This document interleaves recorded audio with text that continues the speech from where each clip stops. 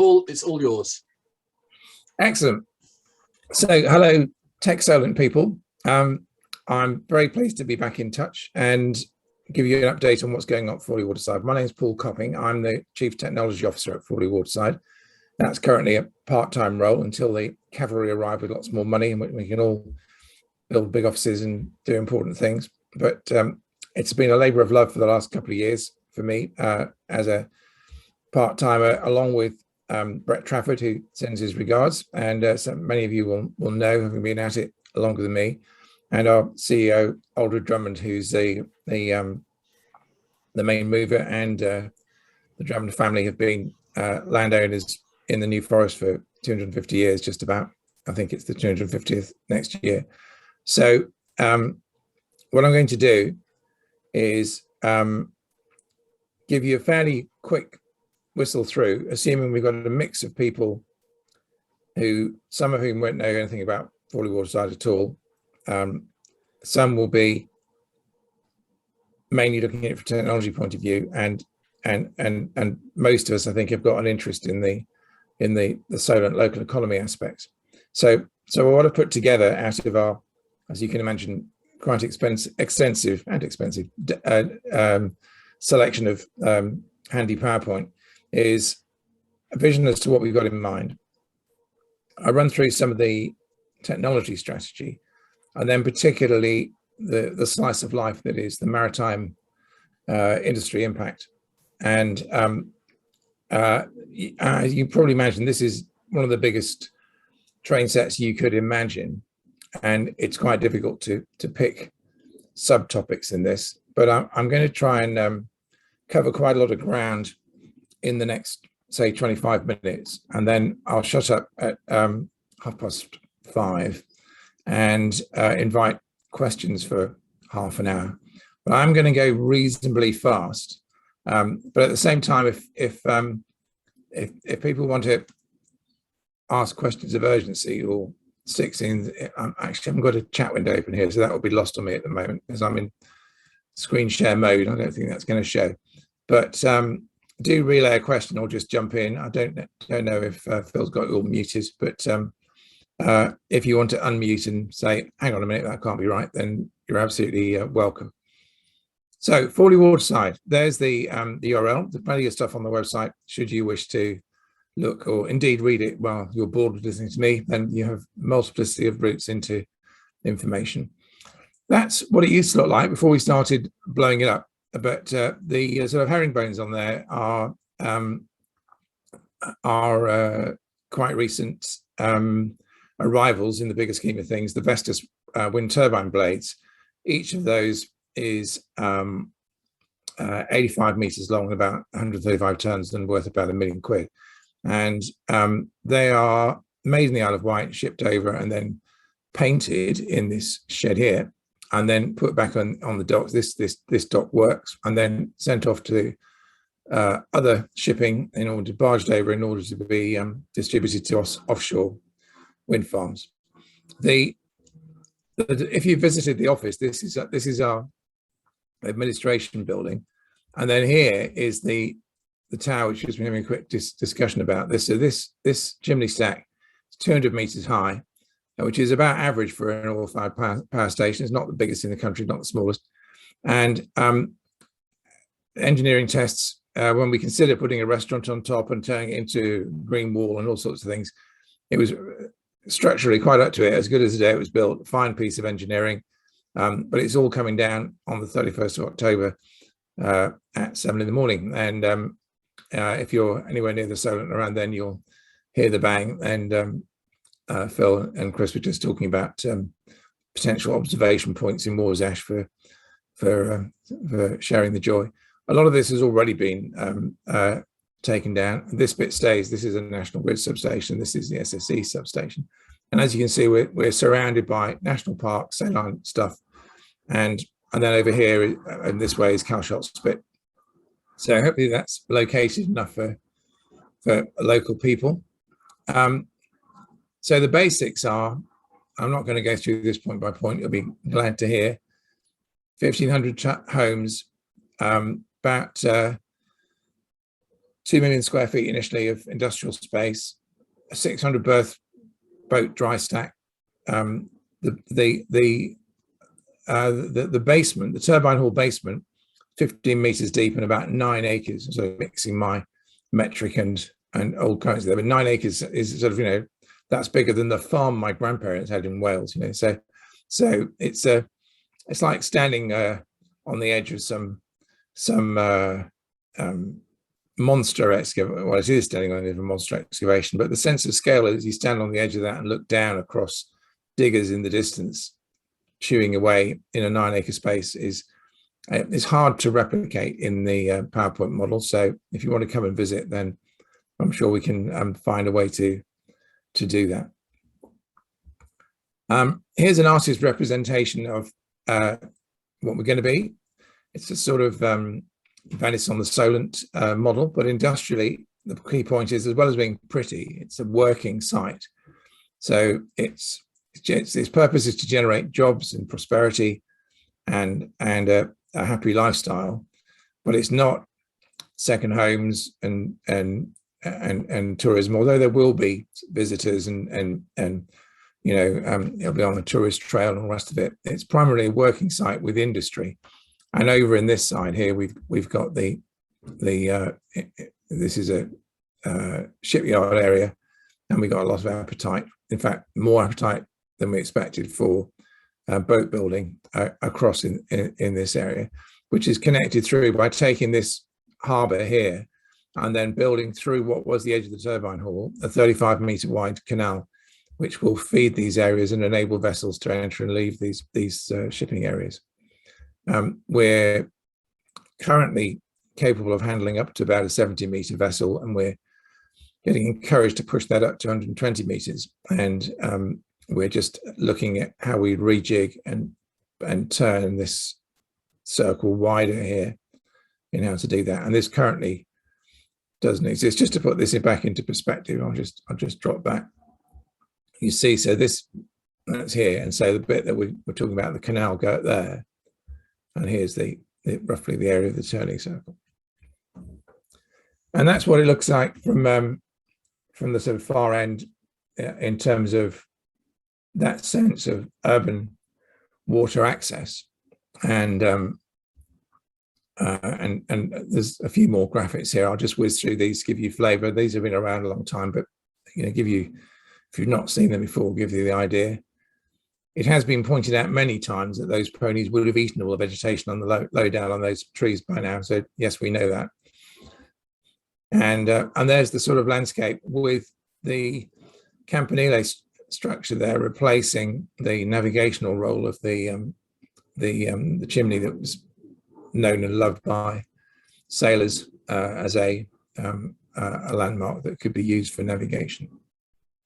So when we get to the industrial model, the intelligent merchant city concept is about occupants that are living in an intelligent environment. I mean that as being contextually aware, using AI to understand and predict what's going on, and to meet their needs and give a good user experience. From a merchant point of view, generating prosperity. So the economic value added is really the biggest single measure of everything we're doing, and jobs are a good indicator for that. And then in the city side, it's about urban life, quality of life in an urban environment, which is a reimagined city environment with the benefits of conglomeration, and then reducing the potential downsides of urban life, such as congestion and general sort of sense of being surrounded. So that's trying to maintain freedom of movement, enough space, enough perspective in order to be comfortable in a relatively high density environment.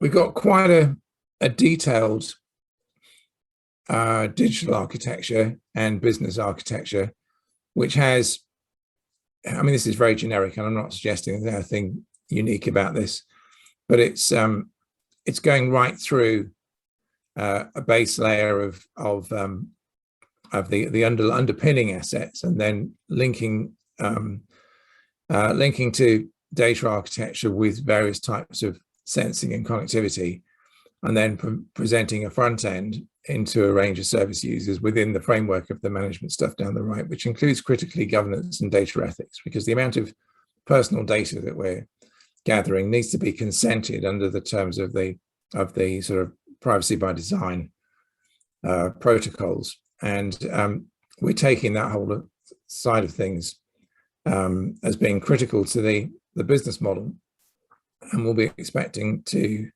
secure active and knowing consent, to quote the privacy by design standards, from our residents and tenants and visitors, that we can use their data in order to enhance their experience. And if they choose to exclude themselves from that, then we'll understand.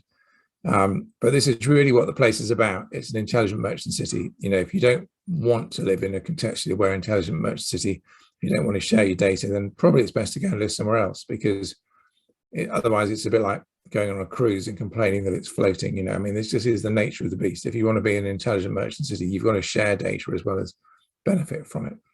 Paul, sorry, just on that point. Yeah. Chip in while you're there.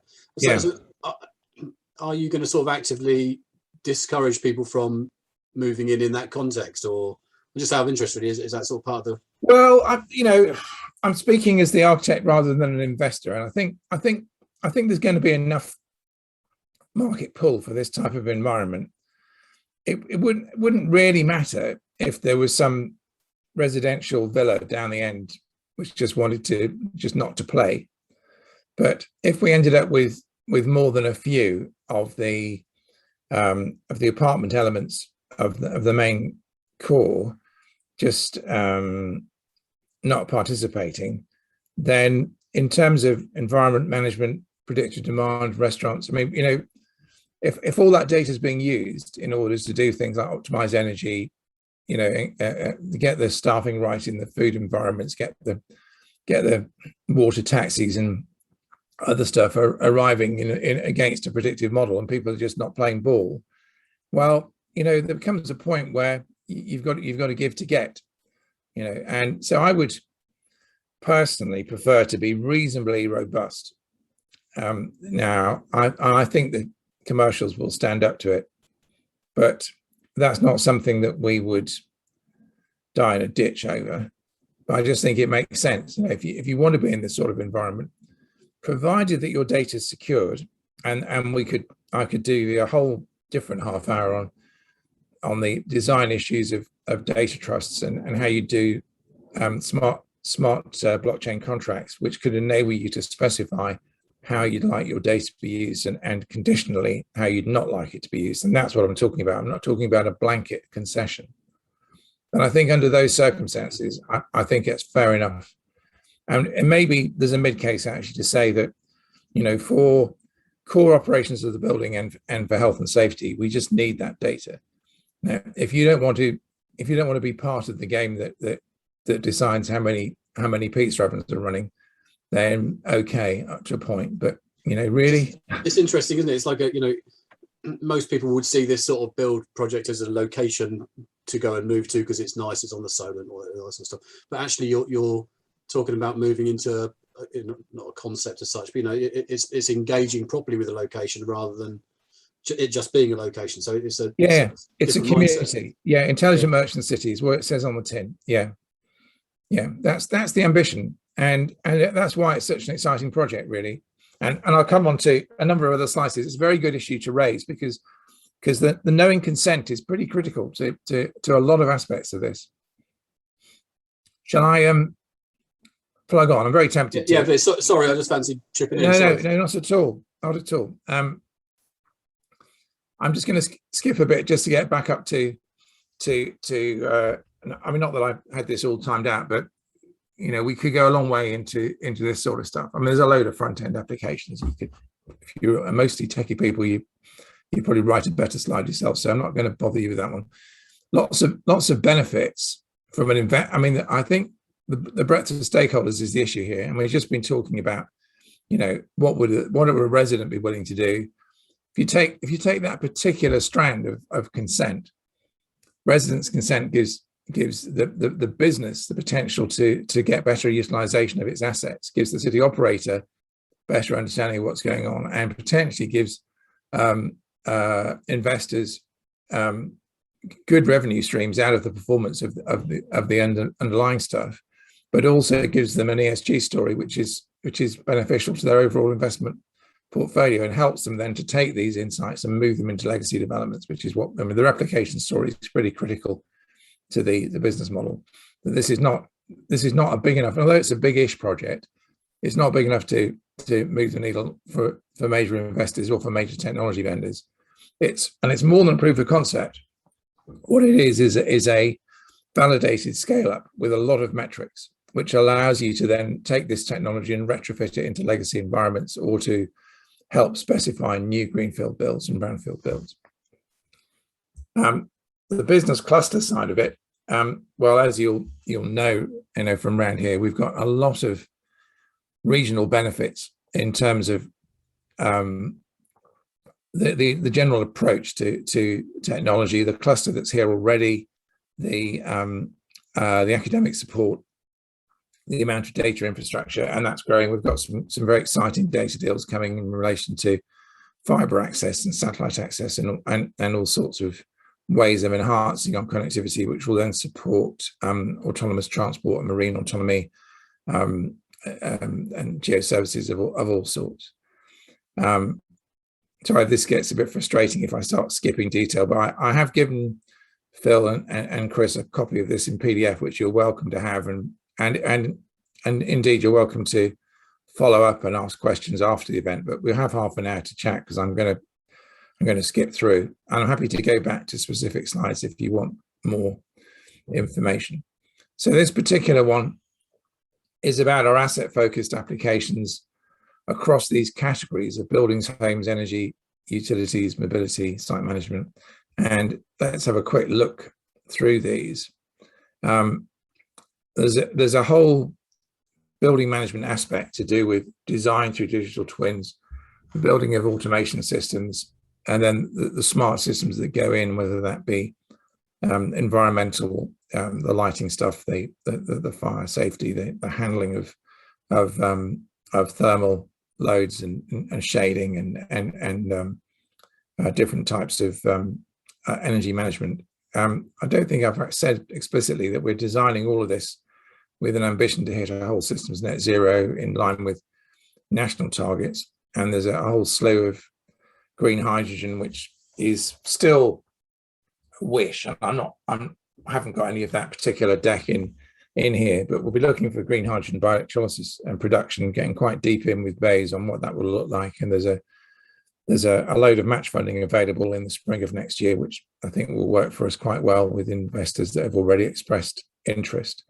So we're looking to be a net energy exporter of green hydrogen into the maritime space, and the market's very ready for that. The searches for the offtake and the maritime community doesn't really have people moving at great speed. It's a relatively conservative owner community, and it takes a while to get those into major docks.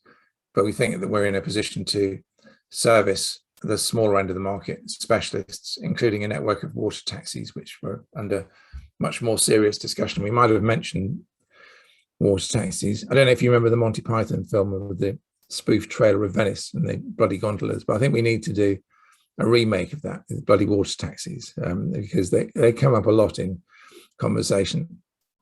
And when you do start running a water taxi service, and Chris was Phil was just saying that his mum lives in Warsash. If you can actually get from Warsash to Mayflower Park directly, and it's a pleasant trip, it changes the dimensions of a residential lifestyle, but also it changes the catchment of the Maritime School of Engineering. And there are some relatively simple things that can be done with that service, and if they're decarbonised, and if there's a degree of automation coming in the future in order to make the service more frequent than it would be if it was a fully crewed service, it might still be skeleton crewed, but it'd be cheaper to run than traditional. Then that really it starts to connect the Solent across the boundaries, particularly in our case that Warsash to Fawley run. And I was just recently over with Ocean Infinity in their Woolston building, where they've got their remote piloting centre, and looking at plans to put a water taxi into the Harbour Hotel. And even though that's almost exactly duplicating the Itchen Bridge, it's got a lot of market pull there to do that. Would that extend to the island as well? Maybe to be discussed. I think probably not, actually. I think that's probably going to be still the domain of the Red Jets and such like. But yeah, it's probably just a bit too. Could do. It's not currently the way we're thinking, but it's in the known unknowns, that one. I'm going to move on to smart buildings, smart homes. Well, you know what smart home is, and you know we'll decide how far we're going down the sci-fi route. But certainly, energy management is going to be pretty advanced in order to get performance. And we're using an energy data trust approach, same data trust technology as we use for the smart blockchain contracts, in order to try and measure whole systems net zero performance on a continuous basis and avoid the sort of scandals that appeared with test specific emissions results. This house is approved to be net zero. Well, yeah, maybe, but what happens if you open the window? And who's actually keeping track of what's going on? It's a complex business getting this energy down to this level in terms of not just the management of occupancy and predicted warming needs, but also there are other dimensions in it to do with things like the carbon sequestration of the materials that you use to build it. And it all counts in trying to get to an exceptionally high environmental benefit. On things like, sorry, Paul, I'm really interested, so I'm going to keep asking questions there. Sorry. So on things like the voice control virtual assistants, obviously the Alexas of this world, yeah, would that be something that you would develop your own and keep the data? No. You'd be partnering, but I'm guessing you'd want access to whatever the data benefits that come through that. Yeah, no, I think there are any number of options for interfaces. I think it's this is really just a bit of colouring for people who maybe haven't thought about smart homes. This is aimed really at the general investor who perhaps doesn't understand what you mean when you say smart home, but I suspect that this community is a bit more tuned in to the toys and probably has them already. Smart energy, we would like to see a microgrid environment, and we may be able to spread our microgrid strategy wider into the Solent. We'll be running energy on a 25-year concession, including some of the potential for export of energy, which could be maritime hydrogen, or it could be feeds elsewhere. And there's a lot of new, interesting new stuff going on in terms of grid resilience and future power sources. Any number of options there, and a long discussion that could be had. We're going to need fast chargers on the waterfront for electric vehicles. We've got to, for electric boats, and we'll obviously have electric surface vehicles as well. So the demand in the transport vector is really going to be pretty high, and also enables us to use V2G, vehicle to grid. In fact, I think with a 600 boat stack, I'm anticipating quite a high number of those will be electric boats. We're certainly expecting to provision all of the racks in a 600 bay unit with the ability to charge. And during the winter, when they're mostly not out, that's going to be quite an interesting vehicle to grid option all on its own there. And we'll make the most of that, subject to whatever the ownership structure is, wanting to play ball. But I think that makes sense, and it keeps the whole energy story integrated. Utilities, water, streetlights, waste, it's all in play. I've left myself about 30 seconds here, and I haven't even done the marine bit yet. So I might need to eat into the minutes for the chit chat. Smart mobility. Well, that's one. I didn't really introduce myself. My background's actually mainly and career-wise in telecoms, but I did spend 7 years in the transport research labs on the way into smart cities, where I was working in Greenwich on the digital Greenwich team before I came to Fawley. And so I was fortunate to be picking up quite a lot of industry contacts in the early stages of autonomous vehicle trialing, and we're trying to stay in that world, and we will be going for the smartest mobility interfaces. It's a bit of a moving target because we're probably a couple of years out from coming to commit to which specific vehicles we're using, but we will be going for intelligent or autonomous last mile with all sorts of microtransport options, and trying to keep private vehicles off the streets and in if they exist at all, in a basement car park. And I'm hoping that by then it'll be easier to come up with a shared fleet rather than, and that's one of the another interesting question mark as to whether we can attract people who both want to share their data and want to share their vehicles. A bit of a package, really, and we don't really know yet what the market's going to want. And then site management.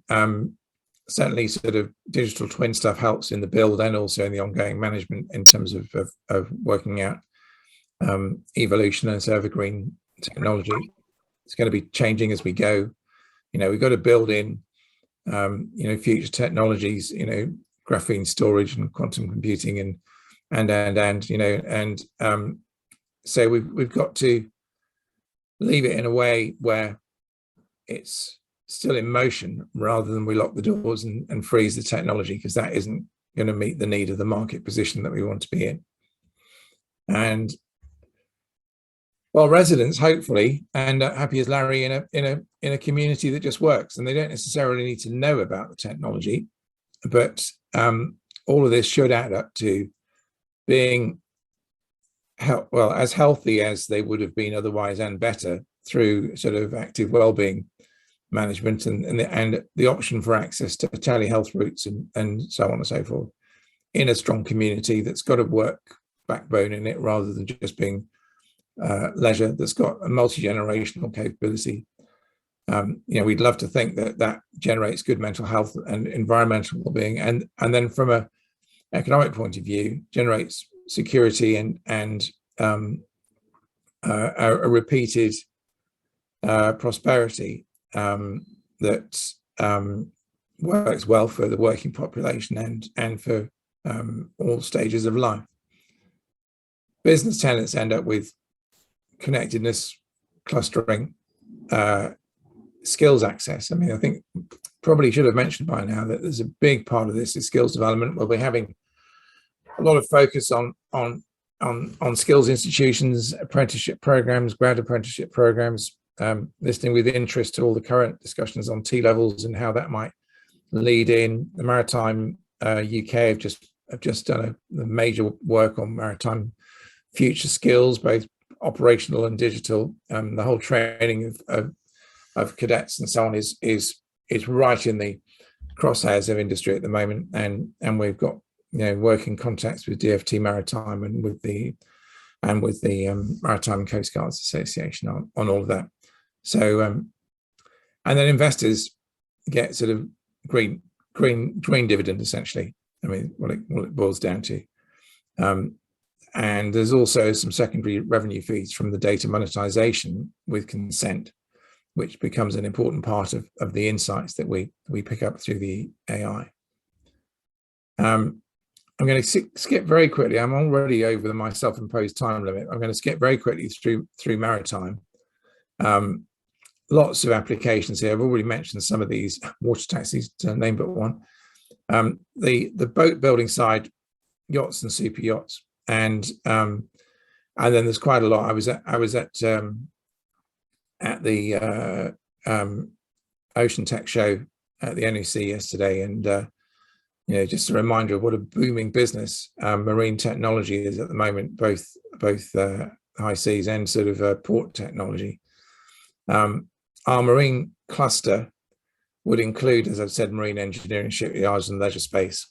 And also from a business point of view, skills development, incubator space, and business support, and the whole package really for building maritime businesses and for feeding skills into the maritime engineering, not just construction of vessels, but also the supporting things, the data analytics, the composites analysis, and all the various bits of technology that go towards making modern craft. We need some engineering space. This is not ours. Obviously, we've not built it yet, but this is a proof. This is from Rotterdam, this imagery, but it gives you an idea of the sort of big shed approach that shipbuilders call for. Shipyard capability. Again, this is another example. This is Pendennis and Falmouth, but we're on this sort of scale. The boat stack is automated. This is one from Miami. It's originally out of South America, and as I say, is a bit of a beastie with a 600 berth capacity, and then some wet berths and pontoons, but not a major marina itself. We're not really challenging all the traditional marinas in the area, of which there are dozens, but going for the this specific segment. A great location, as you well know, in terms of, there's the location of where we are on the end of the Solent next to Calshot Spit, access to a lot of maritime assets and leisure space, but also right on the main highway of the long distance trade traffic. And that brings up the opportunity for future coastal freight services, which Maritime UK have been sponsoring and breaking stuff and taking coastal freight round to Plymouth and Bristol and back the other way, and connecting some of the free ports. There's actually quite a push now to get stuff off the roads and to see if we can get back to using coastal freight services with an evolution to autonomy via sort of skills services. Ocean Infinity, as an autonomous ocean-going fleet, are able to do that as well. And they've got about 20 vessels coming. They'll use us as an operations port, we hope. That's the plan. And then we could also use some of those vessels when they're not searching for oil fields and plane crashes and other things they get up to move freight along the coast. And this whole centre of excellence, I mean, the AMRC example in Sheffield, which is pictured here, is probably a good example. And we have got 5 catapults looking to form a catapult quarter. So that's digital, satellites, high volume manufacturing, connected places and energy systems. And that's in discussion at the moment, not signed and sealed, but all the CEOs and CTOs of those catapults are moving towards a convergent catapult quarter where they will work as an integrated team with local governance. And that will enable some of the merging of those deep, very deep networks of skills. I don't expect that to be a big team physically, but it's an intersection point for the very deep R&D and applied research capabilities in the catapult network, and other catapults will be welcome to get involved later. We'll go for an incubator approach, talking to Oxford Innovation about brokering some of this, and there are other options. This image is from Set Squared. We would see a co-working space. This image is of the Eagle Labs, but that type of approach, there is a shortage of that sort of capacity for innovation, and in collaboration with several of the universities interested in using that incubator space and co-working. And some of those facilities will also support the apprenticeship programs I mentioned earlier. And this whole talent pipeline stuff, it's becoming clear that the apprenticeship programs need to be juiced up quite heavily. And we've got space to do that. We'll be looking for shared programs to feed our maritime tenants in particular, and then trying to create a maritime career stream so that people can stabilize in their careers and live a whole generation through moving around the various employers in the immediate region.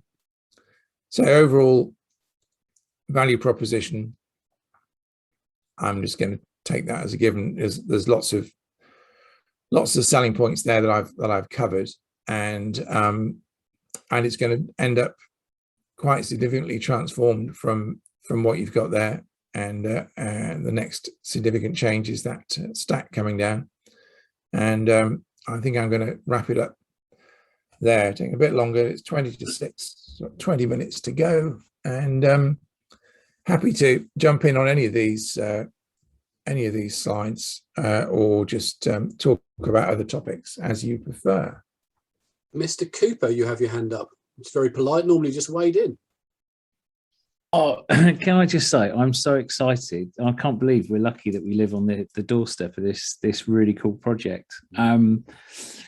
Just a couple of things, Paul. Where do you start? So on the consent piece, I completely agree with you. Where the world is going to is that we need to have a focus on the context of us, what we're doing, how we're doing it, but that very honest, purpose-led, this is what I'm giving for getting that thing. But we need to not necessarily get hung up about that the machine might know that we are who we are. What it wants to know is that what do you want and what can I give you? And then how do I give that record that something positive's happened? It might never need to know your name. And this is about education, building trust and understanding who owns your consent. And that's something that Richard Gomer at the University of Southampton has been banging on about for many years. So we've got one of the world's global experts on consent management right on our doorstep. So yeah, we're really lucky in that respect. And I think the other piece is this whole focus on maritime and the innovation piece and creating that cluster. That's something I think that from a TechSolent perspective, we'll be really keen to get involved in, how because it just aligns so brilliantly with our connect, promote, grow mentality, and then it pulls through things like the skills agenda, and then how do you bring people to work in this really cool iconic space. Absolutely, and it's just awesome. It's just awesome. We're so lucky. Thank you for doing it. No, at all. I mean, Phil was saying you're just about to register a CIC. I mean, register at Fawley if you want. If it's going to be a virtual organisation, then we'd be pleased to have you as our first virtual tenant. Well, right, we're on. That is an action for me. I think that is just absolutely awesome, and then that embeds our brand. And what a great place for TechSolent to be, actually on the Solent, pretty much, well within spitting distance. It does what it says on the tin. That's my idea. But no, awesome, and great update as well. Hello, Linda Chandler. I didn't know you was. I've because I'm in screen share. I haven't seen all the participants. So you say that's a bit sneaky. Was that my old mate, Linda? It is, but I do have an interest down on the Solent. So although I'm not living there as such, your boat does, Linda. My boat lives down there. It's okay. Great presentation. So Paul and I know one another from the Smart Cities World of Old, and I thought it was great. And I've obviously been following. Sorry. That's the old. And I've been following Fawley for a while, so it's really good to see it moved on. Now, I guess the concern that I've got as a technologist, I love it. But how do you overcome the community engagement? So, how do you not become a Sidewalk Labs with all of this? And how do you manage the community engagement side? That's what I worry about with kind of tech-led developments, I guess. Yeah, I think that's a very fair point. And I was quite closely involved in Sidewalk Labs through the other interest in Sightline Innovation, the data trust company that I've been. I mean, my interest in data trust is strong for Fawley, but also just in the picking up of common interests. I'm working also part-time with a data trust company in Toronto that was very closely involved with what was going on with Sightline, which is how I got quite closely connected to Anne Kavukian, the original designer of the Privacy by Design principles. The difference in Sidewalk Labs to what I've described is that this may sound like it's going too far down to basics, but if you push hard at the alphabet group They don't believe that citizens own their data. They believe that there are certain categories of data where people have differentiated rights, but they don't believe that that constitutes ownership. So what they want to do is define the categories of data in which you have rights over your own data, and then everything else is essentially exhaust. And if you look at some of the there's some good, I've forgotten the author's name, but last year there was a really decent book on the whole sort of the economy of the way that Alphabet had developed their stuff, called the surveillance economy. Somebody will probably be able to tell me who it's by. So some Harvard professor who did a great job. And if you look at the way that that's gone, it's essentially access to data by stealth, in that every time Alphabet put out a new business, they did it by erosion. If you look at the way that Gmail got contextually aware of its content, and then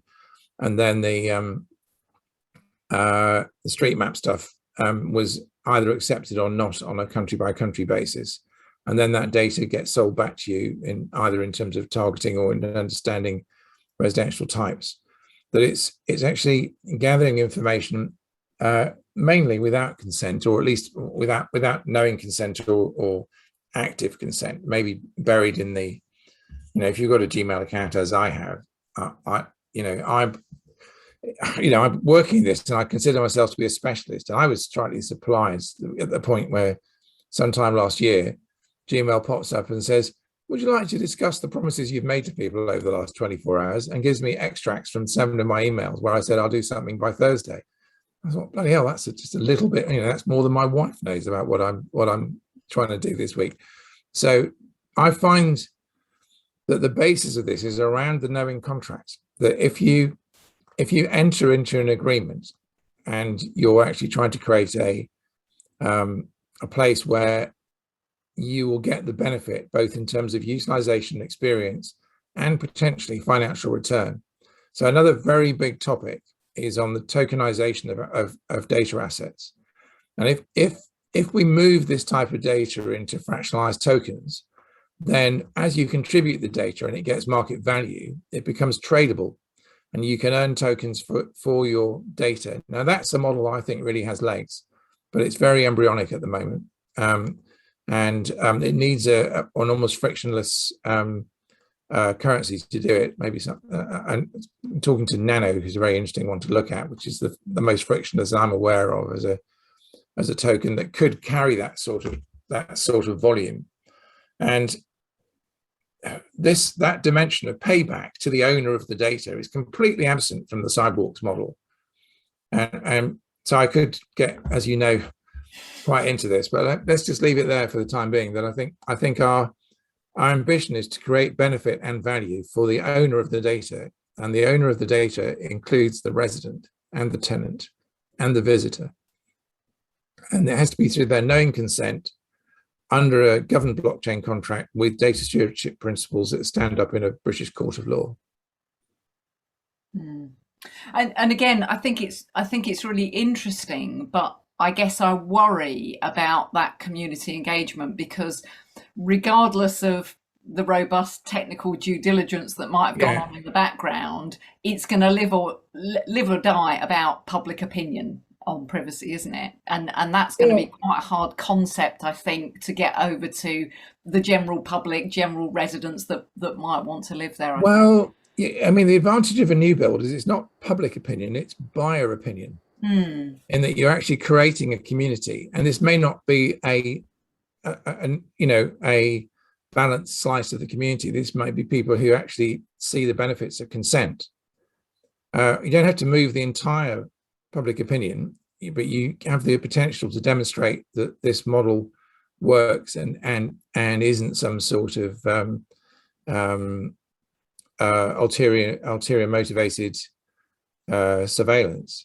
But is actually able to produce a yield. And I think we are keen to have community engagement, and yet we don't have that many opportunities at the moment, because most of our guests on site are technology companies and investors, and the sorts of people that we want to come on site I mean, as I say these words, I know that we could probably do more, but we probably ought to be attracting people who will be looking to buy apartments. Our entry level is aimed to be affordable for people working at the entry level of the industries we bring, and really, you know, check our market assumptions. And we're working with agents on the residential offer, and that's really part of the due diligence that we're in at the moment, to make sure that we're actually going down a market route that will sell.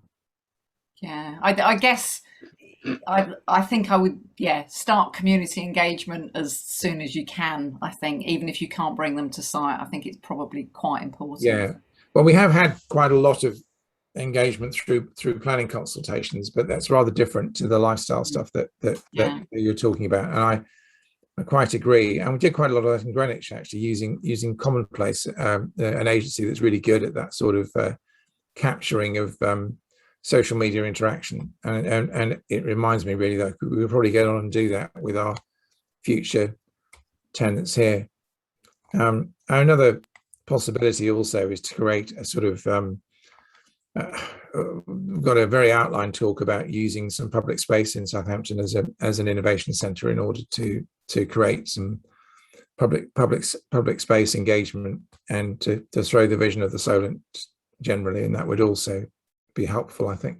I think that'd be a great idea. I'm only really aware of this because of these sorts of talks. But I think once people see and understand the concept, I think it'll attract a lot of interest. And like I say, some people might not be that way inclined. Yeah, and that's okay. But but personally, I'm all over it. Sorry, I've got a few people with hands up. Sarah, you had a question first. I'll come to you, Emma, in a minute. I was looking at this picture, and you've got quite a lot of marginal land around you. Yeah. What are your plans for the possible rising of sea levels? So we are, well, firstly, there's not in history flooded, but we are using a lot of the aggregate to raise most of the site 1.5 meters, which I know is not a lot in the bigger scheme of things, but we are increasing the margin of error, if you like, because of future likely development. But it's a dry site currently, and in its known history it's not flooded, and what you see around it is a load of saline lagoons, and which we're extending, which sort of stabilize the habitat from a wash point of view, but and the tidal, the tidal range is pretty big, but we think we've got it under control, although we are, as I said, we are taking some practical steps to raise the site a bit higher than it's been historically. Is the marina accessible through all tides? I mean, I'm just trying to work out, because it gets quite low. Yeah, so the canal will be locked at the southern end, and the harbour there is accessible at all. I mean, it's not. I forget what the low tide minimum draft is. It's always accessible to smaller vessels, and bigger stuff would need to pick its tide, and then the canal will be locked to enable movement of vessels at all times. Emma, did you want to ask a question?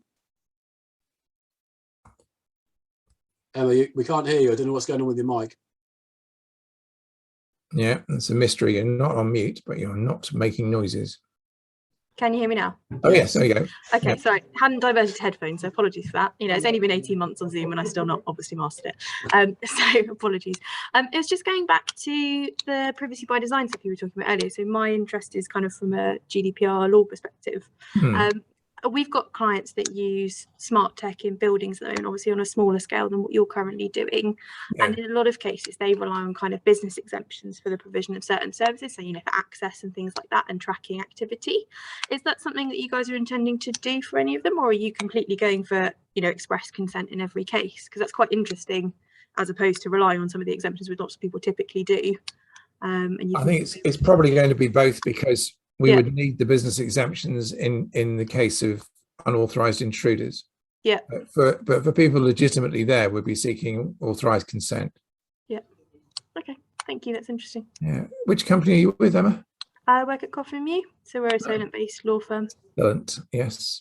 Okay. Currently selling, doing the title on Brett Trafford's house. So that's the claim to fame. Right. No, I'm pleased to have the question. Thanks very much. And interested that you've got expertise in that area. Any more questions from the floor? We've got Yeah, I've got another one for you, Paul. We've got another development in the region called Lennox Point. Yes. And when you look at their glossy brochure and you look at your ethos and where your outcomes are going, and the synergies are really strong. How can we turn that into a regional powerhouse where we've got both Fawley Waterside and Lennox Point doing similar things, learning off each other, and creating conditions for economic GVA increase for our region? Well, when you say the synergies are really strong, I guess you mean the similarities are really clear. Oh, it's shockingly clear. It's almost like they cut and pasted your Yes. your brochure. So I guess, sorry, cheeky question to a question is, although I'm pleased for Lennox Point and I'm not very knowledgeable about it, I mean, generally in terms of the replication story, we would be hoping to be taking as well as giving, and one of the dialogues we're very happy to have is with NEOM in Saudi, who are doing on a much bigger scale than us, are doing a very ambitious build. If you want to really have your socks blown off by vision, then Google Mansour Hanif's talk about 2 weeks ago at IoT World on cognitive cities. It's an 18-minute presentation on where NEOM are up to on their cognitive city architecture. He's an ex-BT executive, used to be CTO at Ofcom, has been working with NEOM for a couple of years. And we would say that I would say that 95% of what Mansour said in that presentation is in line with what I've just described to you with Fawley Waterside. Now, there will be other developments, and for example, a couple of years ago, we were very interested in what was going on in City Verve in Manchester, which has mostly sort of sizzled down for now, but our colleagues in Cisco were very deeply into that. And there's a lot of architecture we would like to still pick out of the piece parts and ingredients of City Verve. I'd expect with a development, I mean, it's good that it's local, but it's not really necessary that it's local, to have two-way traffic where there may be things which we've got as subsystems which they can benefit from, and there could well be things which they've figured out which we haven't got around to yet. So I'm very happy to have those connections, and I suspect that Brett's all over that because he's much more tuned into the local community, and I'm less so. Yeah, I'm not. So I think any fellow travellers are welcome, and we're taking an open architecture approach to everything that we do. We're not trying to make money out of the architecture. We're trying to make it work economically so that it can be replicated everywhere, and that we'll just be an early example of it. Yeah, I think the critical difference is that it's a Portsmouth City-led development for the time being, whereas you've got Aldred beating the drum and driving a set of outcomes that maybe the city can't embrace. But I think there's lots of opportunity to do that crossover and cross share, and we've reached out to Lennox Point as TechSolent, and they're on the future agenda, and it'd be interesting to get that conversation going along early. But they've got to get through planning it, so they're about 3 years behind where you are, Paul.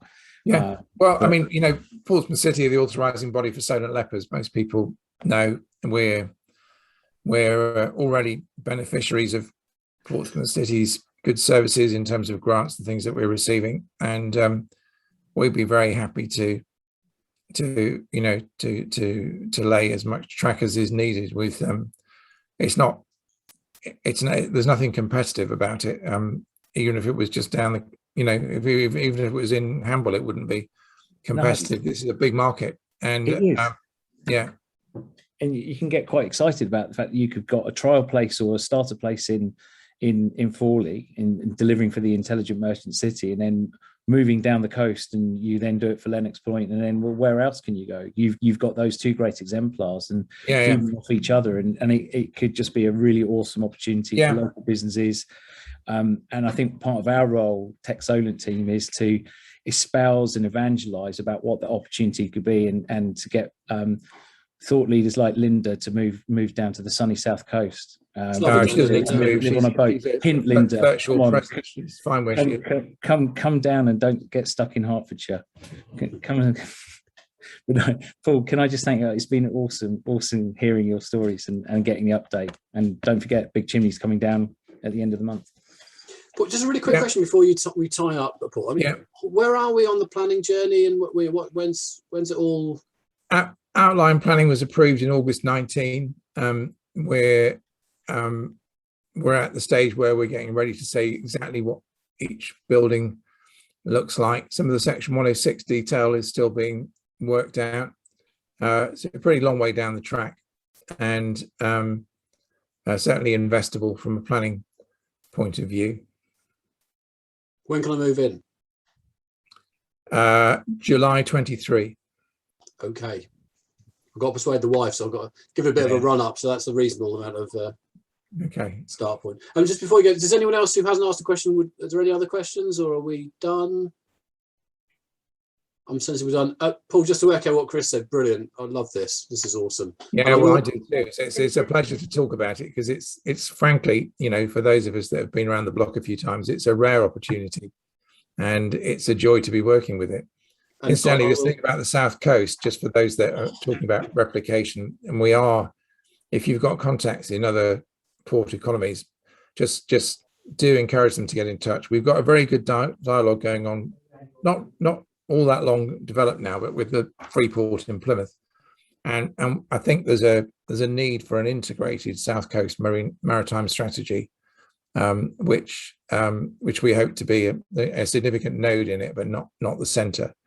And so if you have interests in other maritime developments such as Lennox Point, or anyone else that wants to play ball, then we're very happy to facilitate groupthink.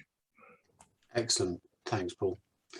So I've got someone in the waiting room who has just missed the whole thing, but I'll talk to him about that separately. Look, thank you very much, Paul. I really appreciate that. Thank you very much. I will circulate the slides as Paul has